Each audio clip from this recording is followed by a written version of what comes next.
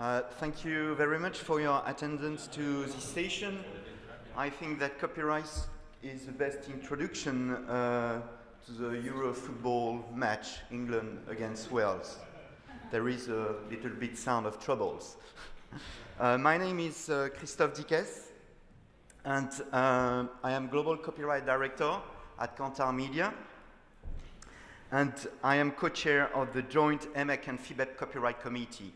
Actually, this workshop is organized each year by the EMEC and FIBEP Copyright Committee, and when we talked about what would be the topic of the copyright session, we knew that Europe will be again in the center of our considerations. Actually, Europe's work on all the following topics which concern our activity and industry. When you crawl the web, when you do monitoring, when you send articles to your clients, you are concerned by these topics. And the big news is that we are expecting next September a new set of legislative measures, copyright measures, written by the European Commission. That is why EMEC with FIBEP works in Brussels to defend our interest. Just one example, tomorrow it will be the deadline to participate to the European public consultation on neighboring rights. I would like to make a test in the room. Who answered to this consultation on neighboring rights in the room? Bad news. This is a question of cost. This is your budget. So don't worry, EMEC and FIBEP did it on behalf of you. What is neighboring right? Neighboring right is not exactly copyright. For us, neighboring right would be an additional fee paid to the publisher in our activity. And we know that all the EMEC and FIBEP members can face the risk of an additional fee in countries where they already pay copyright. This is what EMEC and FIBEP explained to the legal officers of the European Commission 1 month ago. So, to help us to understand this fragmented European framework, we decided to invite 2 lawyers. Don't worry, I asked them to be as pedagogical as possible, not technical. And good lawyers are not only reactive, I mean they are not here to help you only when you have troubles. They can be proactive too. They help you to understand a complex environment. Overall, they explain to you the challenge of the future in a legal environment which constantly evolves at the national level and international level too. So the first lawyer is Phil Sherrill. Phil, thank you to be here with us today. Phil is partner at Bird & Bird, the famous international law firm, where he heads their media group. He's based in London and specializes in IP and media law. Phil is the editor of this wonderful book, The International Comparative Legal Guide to Copyright, which presents all the copyright situation in all the countries all over the world. And he knows very well our activity and our industry because he works for the UK Media Monitoring Association. The second lawyer is Florence Gaulier from Paris, from Gilles Verken Law Firm. Gilles Verken Law Firm is essentially dedicated to European intellectual property law, technology and media law. This law firm is ranked in the first year of the Media Law International Guide. And Florence Gaulier knows very well our activity too, because she works with the French Media Monitoring Association, and she works a little bit with EMEC and FIBEP. So to have the overview of the providers, I asked Nikki Daniel from LexisNexis to be on the stage with us. She's co-chair of the EMEC and FIBEP Copyright Committee. And John Friedland from Retriever. And John is a member of the Copyright Committee too. Thank you both to be with us today. So let's go ahead. After the new copyright directive, what next? Phil, I'll let you start.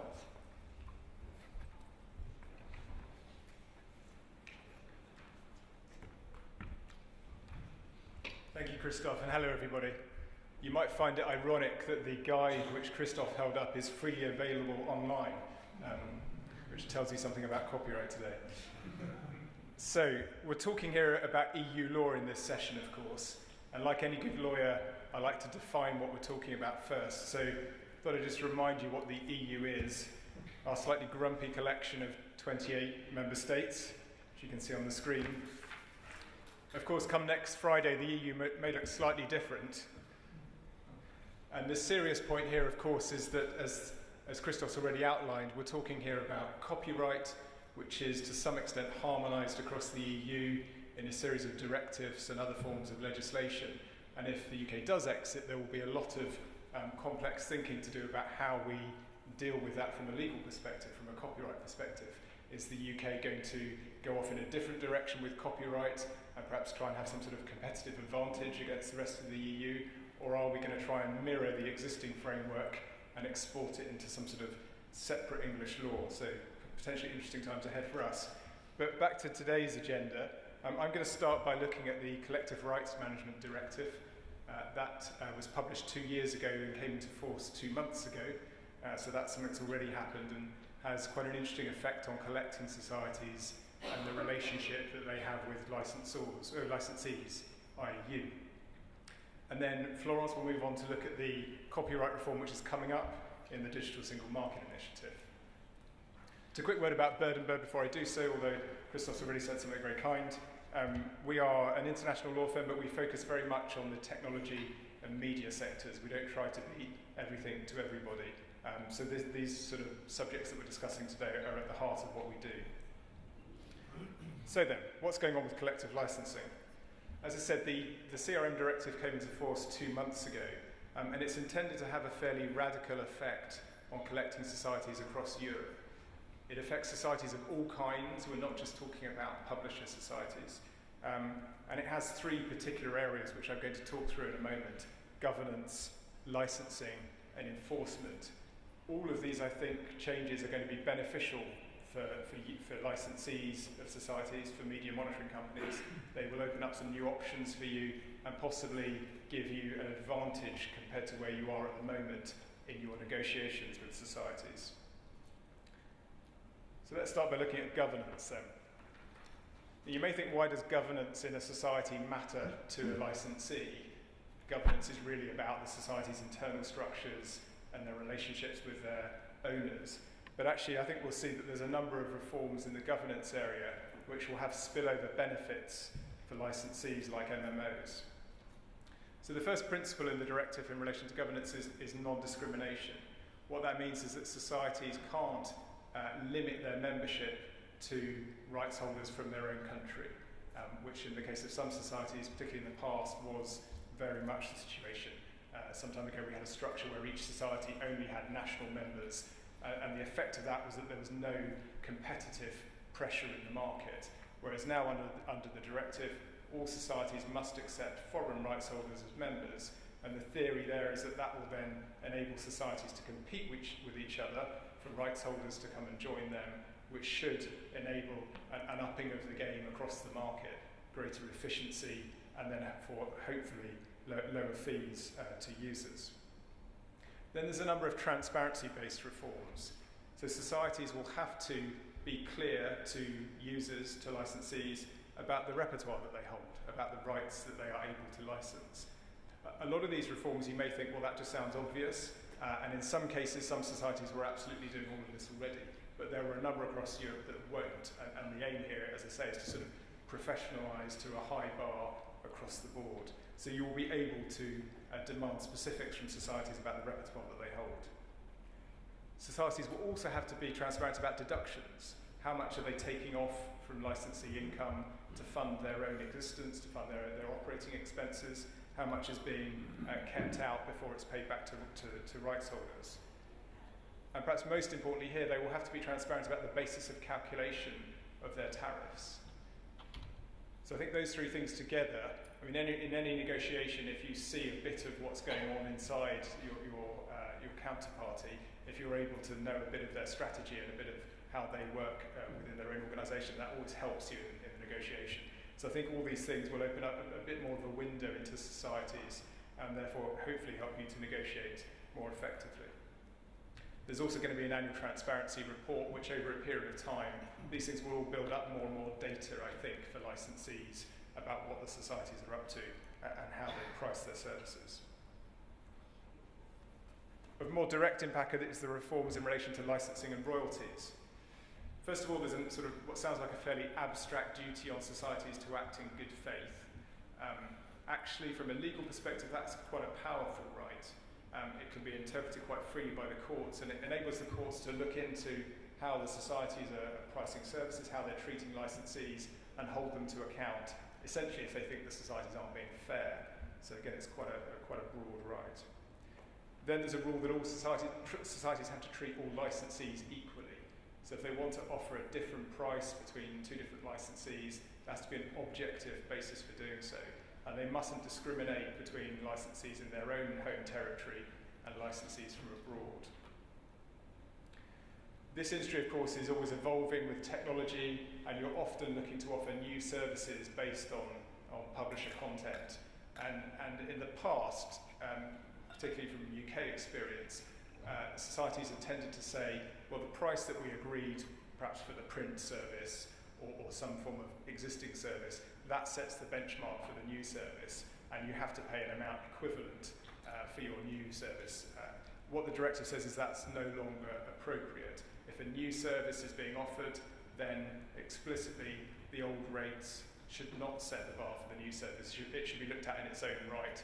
And if it's, for example, seeking to do something different with copyright, do it more efficiently, do it in a smarter way, then perhaps the price should be lower. At the heart of all of this is then the next principle: tariffs must be reasonable. We've had a rule like that in the UK for a long time, and the ability then to go to court to ask the court to rule on whether the society has set a reasonable rate or set other reasonable terms in its license. This now extends that rule across Europe, where that hasn't always been the case. And that's really the core right for MMOs and other licensees of collecting societies. If you think you're being treated unreasonably, you have a basis to complain. And finally, societies are going to be compelled to accept reporting from licensees in electronic form. Again, one might have thought that should be obvious, but it's not always been the case in the past, so that should facilitate the practical dealings. And then lastly, none of those things, of course, are of much use unless you have an ability to enforce them if the society doesn't comply with them. So there's a twofold strategy for enforcement. Firstly, societies will have to set up internal complaints procedures, effectively, which will be your first recourse if you're not happy with what you're being offered, or if you're not happy with how you're being treated. And then secondly, there will be a statutory right to go to either a court or to some other sort of dispute resolution body with IP expertise to get a ruling that tariff is too high, those license terms about my confidential client information are unreasonable. So again, we've had this in the UK since 1988, and it's proved for UCMA and others quite an effective way of holding societies to account, and that will now exist across Europe. So I think when you add those all up, it's quite I use the word radical at the beginning, it's perhaps a slight exaggeration, but for many societies, particularly outside the UK, they have been, in some cases, there's been some well-known examples of fraud within collecting societies to the cost of rights holders. And then in certain countries, there have been supervisory boards looking over societies which should be perceived to be very, very society-friendly and not offered a neutral forum to resolve disputes. So the idea of this directive is really to raise the bar across Europe and have a more competitive functioning market where you should be able to negotiate on a more even keel with societies. So I think quite useful from your perspective. Over to Florence.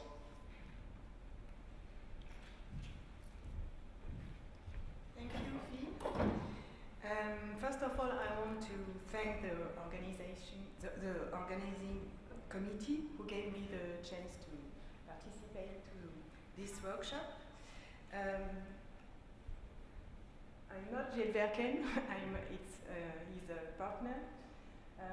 He's Hill, so I'm here at his place because it's not my name.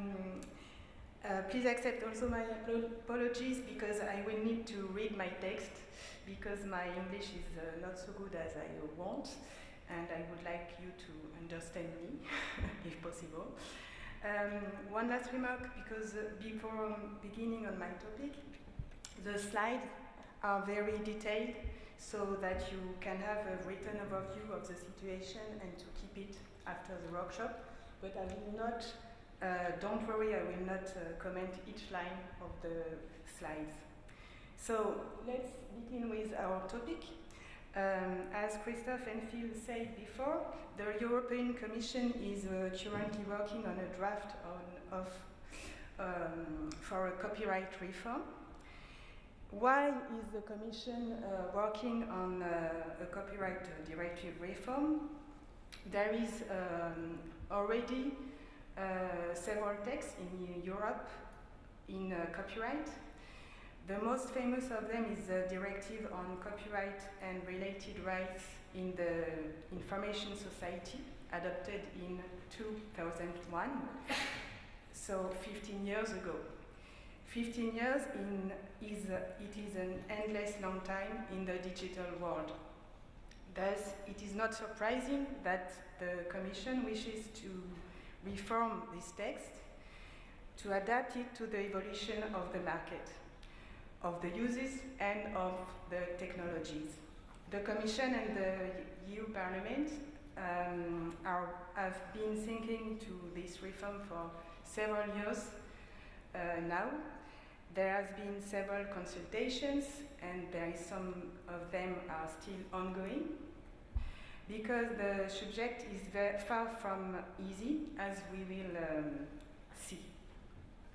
What is the agenda? In December 2015, the Commission finally published its planned actions, and it announced that it will present a draft directive on copyright on spring, so now.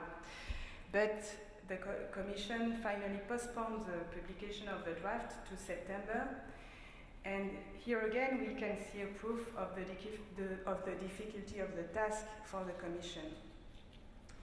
So we will see why this task is so difficult through the analysis of the major themes of the Commission's plan. Of course, we will focus on the subjects that interest most your media intelligence activities. First of all, on a global scale, regarding the copyright reform, the interests of each actor are very different. We can see that the Commission wants to create a digital single market. The right holders want to keep lucrative and strong rights, which is not necessarily compatible with the single market, as we will see. The service providers and professional users, so you, want less charges and less administrative constraints when they are using copyrighted content. And the consumers want a wider and cheaper access to content, which is consistent with the Commission goals. If we go more into details, the Commission project for a digital market is based on three main pillars. Widening access to content across the European Union, adapting exceptions to a digital and cross-border environment, and creating a fairer marketplace. We will see these three pillars.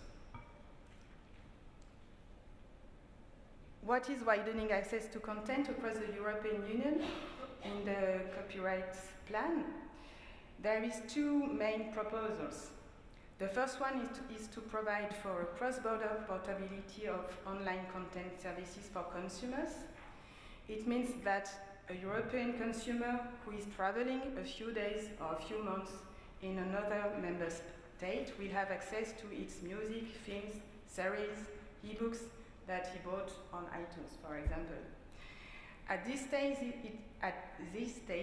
it concerns only B2C services, so I will not dwell on that subject. The second proposal is to facilitate the rights clearance for online transmission by verifying whether the solutions of the satellite and cable directive can be extended to online transmissions. To make it simple, it would mean that the authorizations for online transmissions would have to be cleared only in one member state for all the EU territory. For services providers as AMEC and FIBEC members, the second point could be good news, because it would mean a fair market, same rules for everyone, and one-stop shop system, a single authorization for all member states' territories. But the right holders are opposed to this proposal. Indeed, they prefer to maintain the territoriality of the rights, one authorization by state, since this solution is more lucrative for the value of their rights. The second pillar of the plan of the Commission is adapting exceptions to a digital and cross-border environment. In the copyright law, exceptions are specific cases where the law provides for the possibility to use the content without the authorization of the copyright holder. For instance, the exceptions for quotations or temporary copies are exceptions in copyright law. What is a temporary copy? It's, for example, when you copy content for analysis purposes and that you delete the content from your database just after, and keep only the analysis that you made. Today, there is a list of exceptions that the member states are free to provide for or not in their national law, except for the temporary copy, which is the only mandatory exception in the directive. Since each state did not choose the same exceptions in the list, there are large differences between what is allowed in one member state and what is allowed in another member state. The Commission intends to increase the number of mandatory exceptions and to modernize some of them which are no longer adapted to the digital age. We do not have the time to get into details, but among the exceptions considered by the Commission, there is one that has a special interest for the activities of AMEC and FIBEC's members. That is the text and data mining exception. What is text and data mining? For example, in your activities, it could be the crawl of web content in order to product analysis and measurements. But for now, the Commission's project, the exception of text and data mining is limited to public research organizations for scientific research purposes. If the draft remains as it is now, the activities of AMEC and FIBEC members will not be covered by that exception. The work of the Copyright Committee of AMEC and FIBEC may, in this regard, be useful to attempt to obtain a review of the scope of this exception before the Commission finalizes its draft. But it is clear that it will be a rough fight, since the right holders strongly advocate for a limitation of the exceptions and against the adoption of a text and data mining exception, even limited to research community. And the last pillar of the plan is creating a fairer market. On this point, the European Commission wants to have a better definition of the right of communication to the public, especially through links, hyperlinks, and to ensure a fair return of remuneration to the authors and performers, and not only to publishers and producers. On the first aspect, it should be recalled that the European Court of Justice ruled on the question of the hyperlinks, whether or not, if hyperlinks are communications to the public or not. In the famous Svensson against Retriever case. Without going into complex details, the Court of Justice ruled that there was no need for an authorization if the content towards which the link redirected was put online with the authorization of the right holders, and if there were no access restrictions to the content. For instance, if the access was not limited to subscribers. But no one is satisfied by this decision. For right holders, this liberalizes the links, including those created by aggregators and social networks, without any remuneration for them. And for the aggregators and social networks, the decision does not really create a secure solutions for them, because they would need, in theory, to check for each link whether the aimed content was published online with the authorization of the right holders or not. In practice, it can be very tricky. For this reason, and other ones, why the Commission plans to clarify the notion of communication to the public. And for EMEC and FIBEP members, it is very important to remain present and alert on this matter, since the question to know whether the inclusion of hyperlinks is subject to royalties or not is obviously not trivial. Here again, the fight may be tough, because the right holders are pushing for a definition of the communication to the public as broad as possible, in order to be able to request the payment of royalties before aggregators and the GAFAs. So I think I've already exceeded my time, so I will stop there in order to let you ask questions after. Thank you very much for your attention.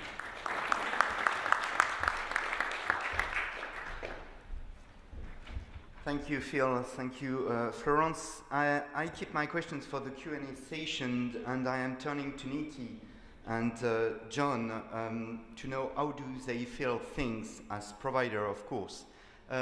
My first question would be, what are the main challenges when procuring licensed content at an international level? Nikki? Hello everyone. For those of you that don't know me, I started my career in content licensing, working for NLA Media Access. Then I moved on to work for the content web aggregator Moreover Technologies, and now more recently LexisNexis, where we go predominantly directly to publishers to license content. As we all know, the digital environment is vast, and we are receiving an increasing number of global tenders. LexisNexis is a publisher itself, and copyright is of huge importance to us as a business. We have a number of relationships in place with publishers. At the moment, that stands at about 4,000 direct relationships. In addition to those relationships, we also partner with third-party content providers, some of whom are in the room today, to receive print clippings, social media content, web content, and broadcast content. And that vast array of content is subject to different copyright rules. As we all know, that can create complexity, which can be a barrier to selling a service.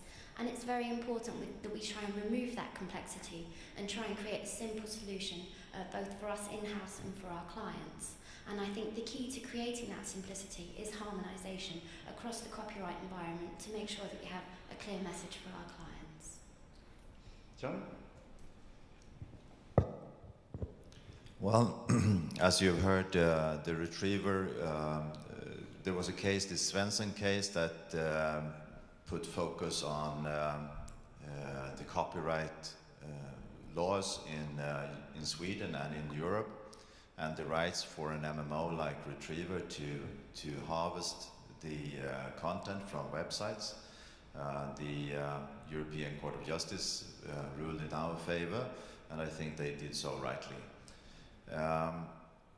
For a harmonization of the copyright, or really, it's not from my point of view, it's not copyright as is. It's more like the right to handle the journalistic material. It's not that we will own the material itself. It will be for our users to access. And if it's open material, it should be free of copyright. But having a harmonization over the country borders would be of immense. It would make everything so much easier instead of, as is today, having to deal with different kinds of rules and sets. So I'm very much in favor of harmonization all over Europe. And the tricky question is how to do it. But we can maybe get back to that as well. Thank you. How important is it for the European Commission to adapt copyright rules to digital environment? I think copyright licensing and enforcement across Europe is hugely complicated, as I said, at the moment. And depends on a number of legislation and practices that aren't necessarily harmonised across Europe. I think it's hugely important that we do acknowledge that changes do need to be made, and it's important that we create a level playing field across the market.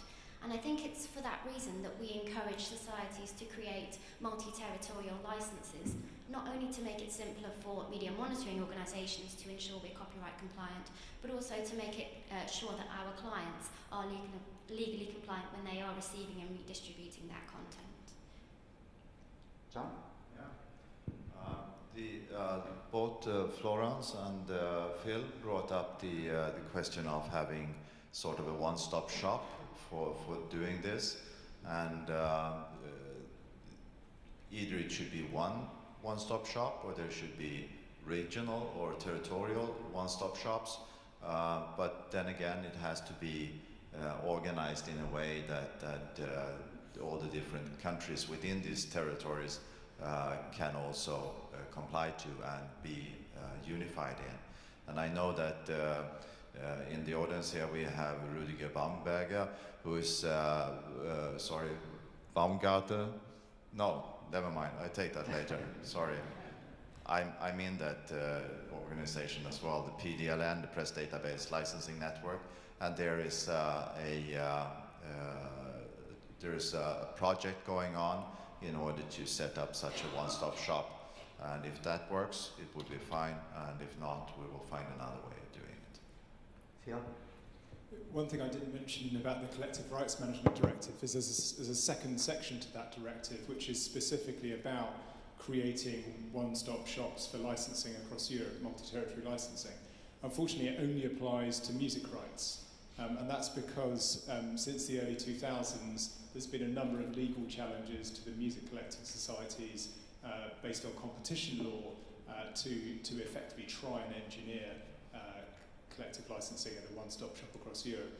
And so the Commission followed that up with one part of that directive, which it basically creates a series of carrots and sticks, which is designed to force the market to move towards 2 or 3 hubs, is the EU stated aim.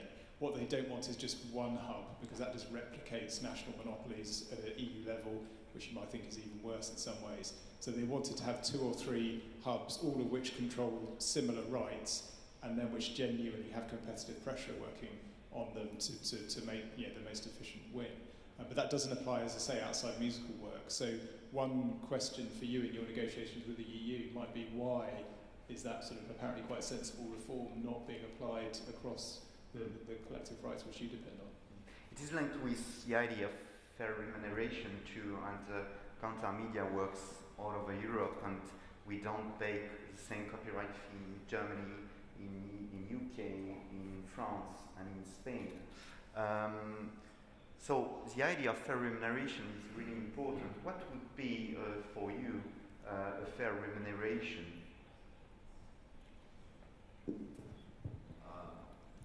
Fair is always debatable, and of course there will be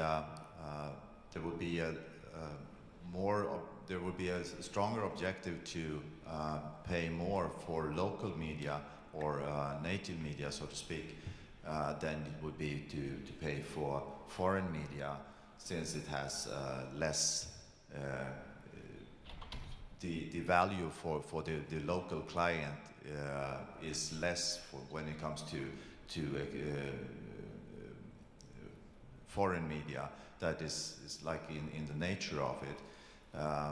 But having a remuneration that goes to, I would think, mostly the publishers, because of the journalism today is more like a contractual binding between the writer and the publisher, and the publisher gets the right to republish it, to reformat it, to edit it in order to fit different platforms.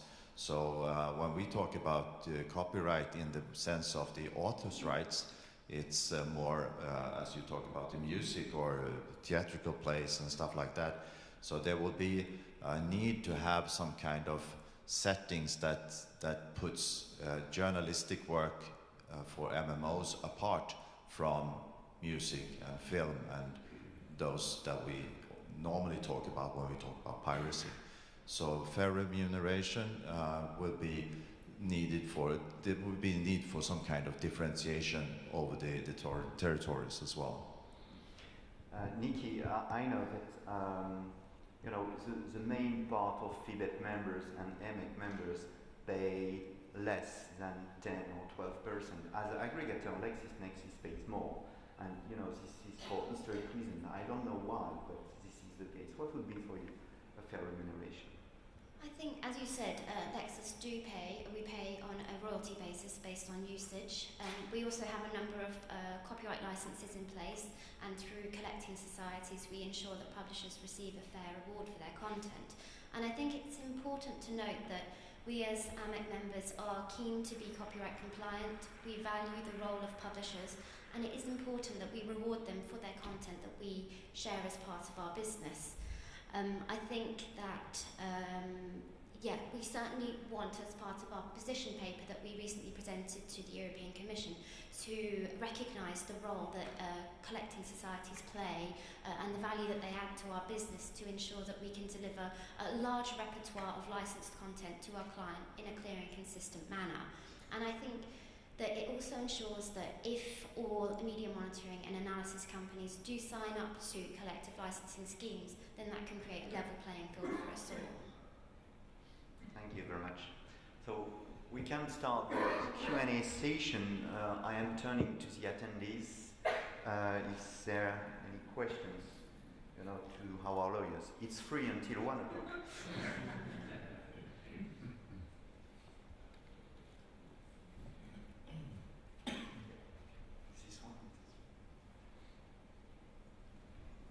I'm Natasha from Moscow, Mediologia. I have a question. Have you studied successful markets, other countries, where this question is solved? Do you do benchmarking or not?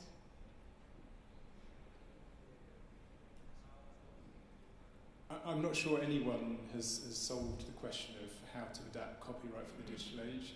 Going back to something Nikki said, of course, yes, the EU should reform copyright so it better respects what really happens on the internet and in other digital environments. But of course they tried to do that in 2001, and then everything moved on incredibly rapidly. And it's astonishing that it took until a couple of years ago for the CJEU to decide that we can look at something on the internet on our home PCs without infringing copyright. We would have thought that was blindingly obvious, yet the law drafted in 2001 unknowingly left that question open.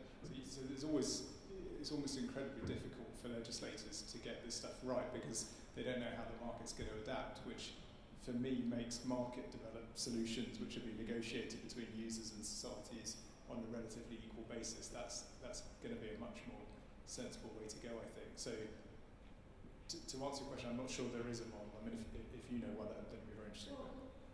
Well, in Russia, it's more or less solved, this problem. But I think probably your biggest mistake is that you mix up B2C and B2B business. Because we are completely B2B business, and we do logistics. It's just, they should pay us, these media houses, not vice versa. So at least in Russia, all media houses, they are our clients as well. And I think AMIC and FIBEP should make a go that all of the measures, that they make clients, these media houses, as soon as they start using you, then they understand that you have nothing to do with this B2C business, and then it will be much quicker that you get your goal. Because it's a pity, for so many years we've been hearing how you are struggling, and I think you should just do it quicker probably if you make a target and get them free of charge. What is the problem with that? Just give them free of charge your products, Let them understand what you are doing. That would be probably easier and cheaper for all of us. Thank you.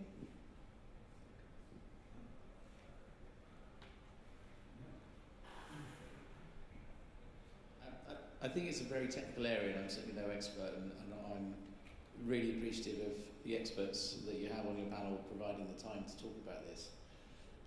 It did occur to me that most of the perspectives that you're looking at are the rights holders, ourselves who are users of the content, and then the public. And I actually think it was Nikki at the end there who touched on the collective societies. They actually do a good job because they kind of make it slightly easier for everyone to negotiate with rights holders. It actually makes it easier for rights holders to collect their payment for their work.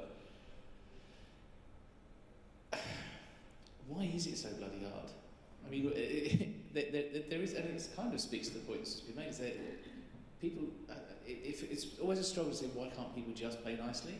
And I remember John Kroll talking about this about 4 years ago, and he was saying a very different environment in Australia, which is much more based on trust, when the media monitoring agencies were saying, we've used this amount of your content, therefore we will pay you this fee. And it was much more transparent, much more honest, and much more trust-based. And then the trust started to go, and various other issues. My question, do you see, or does the panel see a situation where right holders will trust societies and users of their content, where users of the content will feel that societies and rights holders are trusting them, to be honest, and where there's overall a public benefit as a result, thinking about all the audiences that we've mentioned?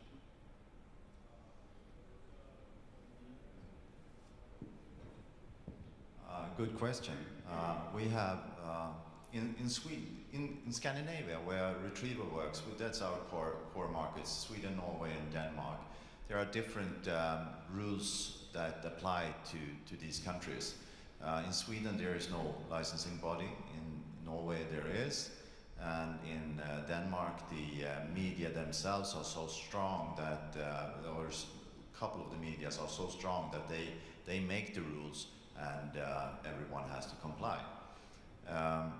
So there are different settings of these the regulations. In Sweden, we have direct agreements, like LexisNexis does direct agreements with the publishers, and we pay according to those agreements.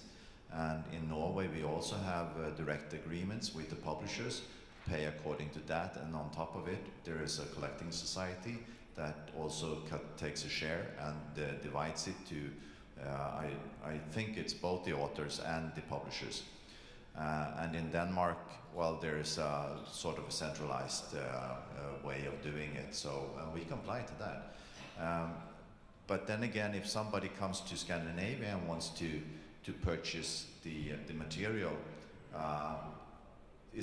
I know that Kantar and the European Commission had a long debate with Retriever on how to do it, because there's not a clear set of rules. So we have to go to our contractual agreement and stay with that. But with the one-stop shop and a licensing body, it would be easier. As for the trust, we have, as I mentioned, the colleagues in our business that does not uphold that trust that well. And we see this as a sort of a unfair competition. We are owned by media. Retriever is owned by the news agencies TT and that's the Swedish news agency, and the Nordic equivalent NTV. So we are really compliant to stay within the framework. But then again, there are many that are more out to just make money, and if they will do it any way they want. So trust, yeah, it's a good thing. Can we see that today? No, we don't. Could it be different with a new set of rules? Yeah, probably. Everything would be much more exposed in that way. So that would be my answer to you. James. Thanks. I'm James Bennett from the Copyright Licensing Agency in the UK, so we're one of these collecting societies. And I just wanted to thank the panel for a really useful session so far, a really good overview. My question for the practitioners on the panel really is setting aside some of the kind of the clear need for a one-stop shop, which we're participating in discussions with PDLN about how we could facilitate something there. How could collecting societies perhaps develop their products and their pricing models, for example, to better meet the needs of the kind of the measurement side of whatever MOs are doing now and kind of the new models that they're using? What would you say could we look at to develop our products and services better? Good question, and this is something that we struggle with wherever we go outside of our own markets, and that is to be able to have a good classification of what kind of media there is. We might have a client that is solely interested in shipping or energy or pharmaceuticals, and they want to have the best kind of media monitoring of that specific sectors and from different countries or different regions even. And that is an added value that I believe that the licensing bodies could supply. And also being in direct contact with the publishers, the publishers can also to the licensing body convey the numbers for circulation, for the reach, for unique visitors if it's subscribed web media, for instance, and that way giving the local MMOs a selling edge towards their clients, and that would be an added value that will ensure, I'm certain anyway, ensure a larger willingness to accept mandatory rules or be 100% compliant. So that would be my incentive to it, yes. Thank you. Thanks, James. I think what's really encouraging for me at this event is that we have representations from the CLA, from P&G at the back of the room there, from NLA Media Access, and they're sat in the audience and they're listening to what we as media monitoring organisations want, and again what our clients want with their products and services, and they'll take that on board and hopefully go back and make sure that they adapt their licences to make sure that they suit our requirements. I think just going back to some of the points that Phil made earlier about the changes in the CRM and ensuring that there's more transparency on the types of sources that you license, the data that you capture in terms of our client information and making sure that that's looked after, and the additional regulations that will be around the collecting societies themselves. I think they're all very positive steps, and I'm looking forward to where they go over the next sort of 12 to 24 months. I have a question for you lawyers. Yeah, I presented 2 years ago at the AMEC Congress consequences of the two court decision, PRC against NLA and Svensson case, which were a little bit of revolution in our industry. Does the European Commission take into account the advices of the European Court of Justice, or they can forget it and say, well, the European Court of Justice was wrong, and then we will apply the new environment. The European Commission can do what it wants.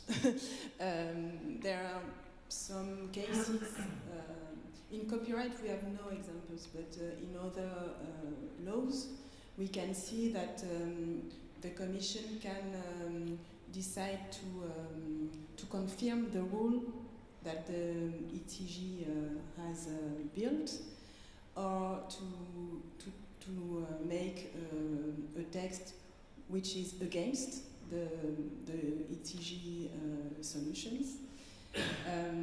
And I think that the Commission is more on political. It has to think about more political aspects and to think to find solutions that can be applied in all member states. And I think it is more this purpose that it is in its mind than to know if the ETG is okay or not with the solution. It is my opinion. I agree, and I think the other thing is it's sometimes very difficult even for lawyers to work out what on earth the CJU does mean when it comes up with these decisions. So even if the Commission did want to listen, I'm not sure it's always very clear. For example, there's a case going through at the moment called GS Media, which is going to look at the Svensson point again, and seems quite likely to come up with quite a different answer, not a different practical consequence for you, but to answer the question on a completely different basis. And again, this is the trouble with digital copyright. You know, the first copyright law was in 1709, and we're still really working from those sort of similar principles, which just date back to completely different times, and we're trying to apply them to all these incredibly complicated sort of computer-driven activities, which the law just doesn't really anticipate. Is there another question? Joachim? Yes, maybe a word from Belgium. I'm Joachim from Oxypress, and actually we have this problem since 15 years to try to find out as well what is possible, what is not possible. I have one thing which I would really like to give to you back. The conversion between what politically is on the agenda for the next round of the copyright regulation, and then on the ground, on the playground, what really happened.